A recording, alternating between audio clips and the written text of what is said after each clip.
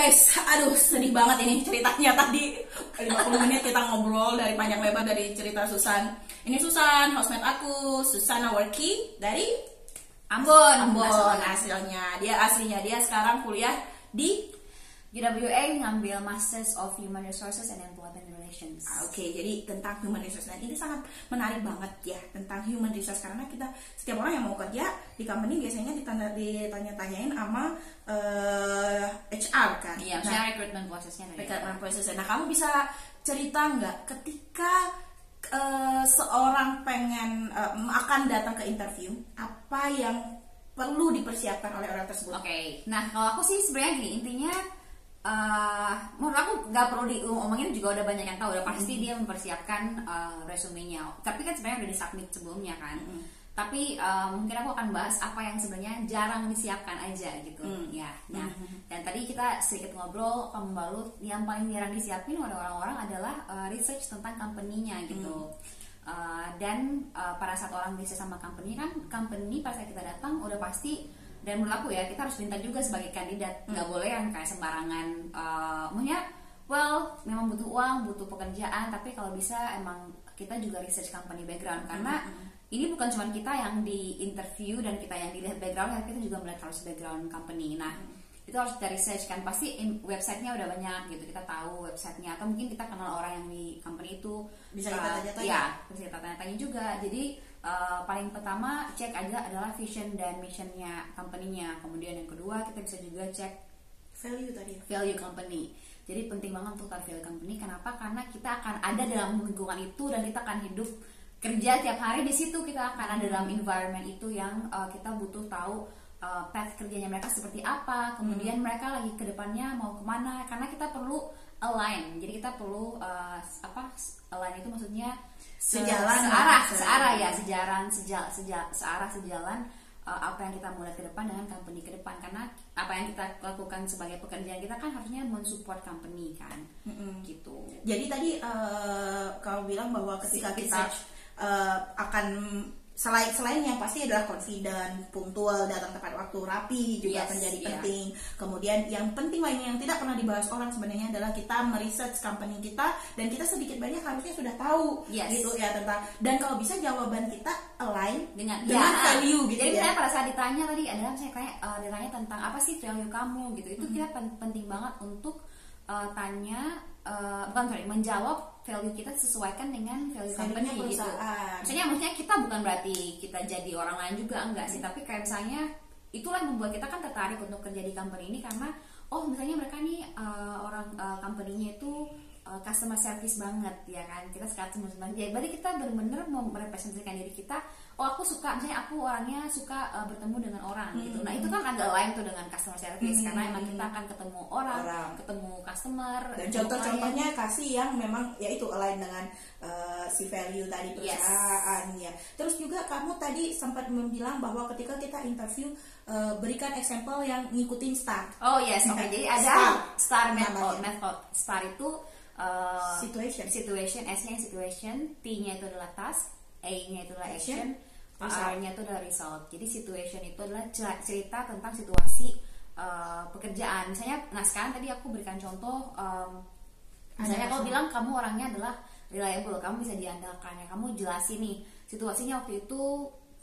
Sekarang contohnya kamu adalah seorang front office gitulah, resepsionis sebuah hotel. Nah, kamu kasih ceritain situasinya adalah saat itu ada pelanggan, guest datang marah-marah gitu karena misalnya dia nggak dapat kamar gitu kan. Nah, terus tasnya adalah aku sebagai seorang sebagai seorang front office, aku hari itu shiftnya aku harus hadapin dia, aku harus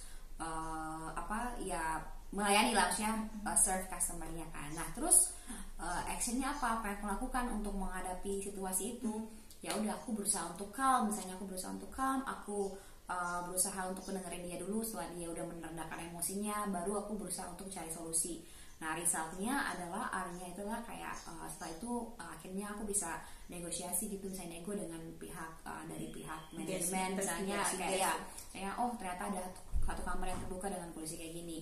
Ya intinya endingnya masalahnya selesai dan guestnya juga akhirnya bisa dapat kamar. Jadi kayak kamu jelasin dari awal sampai akhir, jadi lumayan komprehensif juga ceritanya, contoh evidence yang kamu miliki yang itu menunjukkan tadi reliable, kamu bisa diandalkan gitu, kamu bisa punya emotional management dalam customer service gitu. Terus kemudian ketika kita tes itu seberapa besar tes itu akan digunakan. Misalnya kan ketika kita mau interview kerja ada tes Paulina yang hitung-hitungan banyak, ada tes TPA psikologi yang soalnya banyak itu sebenarnya digunakan nggak sih? Nah sebenarnya kan jadi gini, strateginya dari maksudnya kalau misalnya dari sisi strategi HR itu sebenarnya tes itu dipakai pada saat kita rekrutmen dalam skala besar gitu. Karena tes itu dia menunjukkan untuk dia kan proses seleksinya cepet kan. Jadi kalau misalnya interview satu persatu wasting time dong. Tapi kalau kayak tes semua orang langsung dikasih pekerjaan yang sama, walaupun dan itu udah pasti di tailor juga, udah pasti disesuaikan pertanyaan dan segala macamnya juga udah disesuaikan dengan position yang lagi dicari gitu dan skill yang lagi memang kita pengen gitu kan. Jadi intinya adalah itu dipakai sebagai tolak ukur.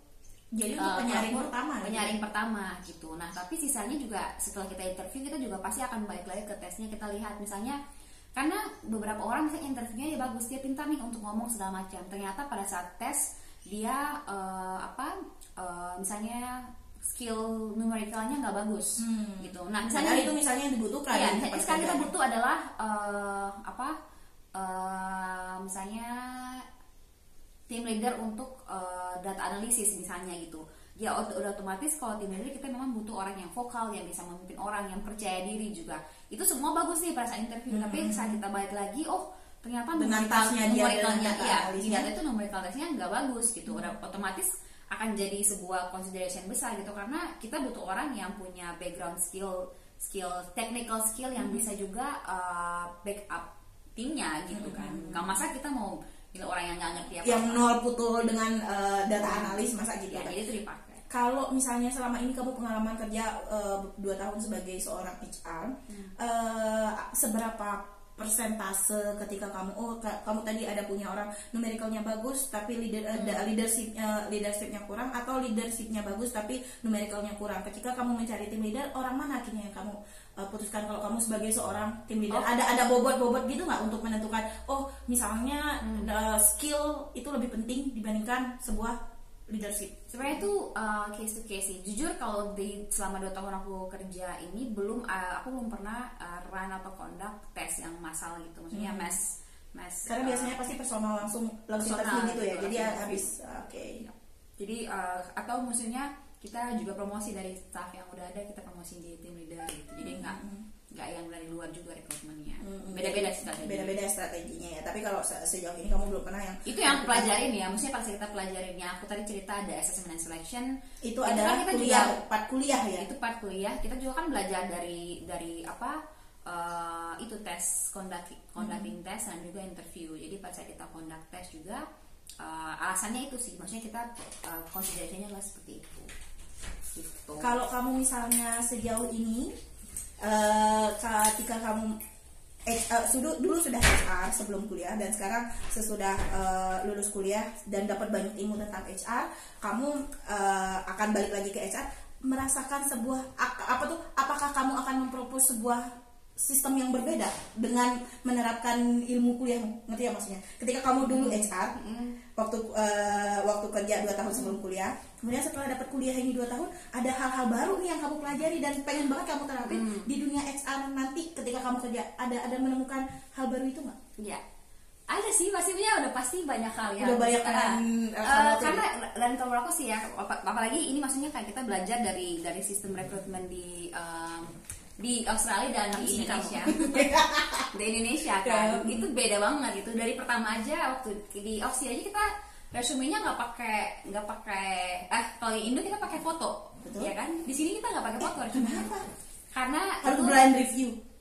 Nah, karena itu berhubungan dengan diversity and inclusion. Oh iya, betul. Karena kan kalau di Australia lumayan isu dan bukan di Australia sebenarnya kan di setiap negara juga kayak kalau karena ada orang yang misalnya namanya mukanya Asian, nah sementara ini kan Western yang rekrut kadang-kadang bisa terjadi diskriminasi. Bagaimana dengan nama? Karena dari nama juga udah kelihatan itu Ada juga bahkan ada sistem rekrutmen yang nggak pakai nama sekarang. Wow, jadi apa yang dilihat ya? Nanti pakai code gitulah. Jadi mereka nggak pakai nama, nanti pakai. Jadi lihat pengalaman, dilihat pengalamannya, gitu kan, terus kontak number dihubungin, baru tapi nggak pakai nama. Jadi sistem blind CV. Memang bener banget. Aku aja kemarin ikut yang networking acara itu kan ngomongin. Jadi yang itu udah breaking of the bamboo ceiling. Jadi di sana baru cerita iya. bahwa ternyata di sana kan ada beberapa CEO yang dulu waktu dia bekerja, ketika dia misalnya orang Asia bekerja di sini, dia sampai ganti nama. Iya benar. Karena namanya sudah ini, belum lagi misalnya wajahnya. Why your nama like a Western, but ketika ditemui dia dikomplain karena iya dikomplain juga. Dan kayak pada saat mungkin juga karena mereka sudah juga menyebut pronounce namanya itu sudah susah. Jadi itu jadi kayak, tidak jadi. Ya, oke, tapi di Indonesia kan ketika misalnya kamu bekerja di Indonesia, hal itu tidak akan nah, tapi misalnya part of the issue dari bagian itu kan kayak hal-hal yang kayak tentang diskriminasi. Dan dulu kalau di Indo itu kita juga punya sering tuh kayak marital status juga ditaruh di CV kan. Itu sebenarnya nggak boleh? Hah, bukan nggak boleh sih, tapi kayak buat apa gitu? Kayak lumayan jadi privasi. Tapi aku tuh pernah inget banget dulu waktu interview waktu di Indo tuh.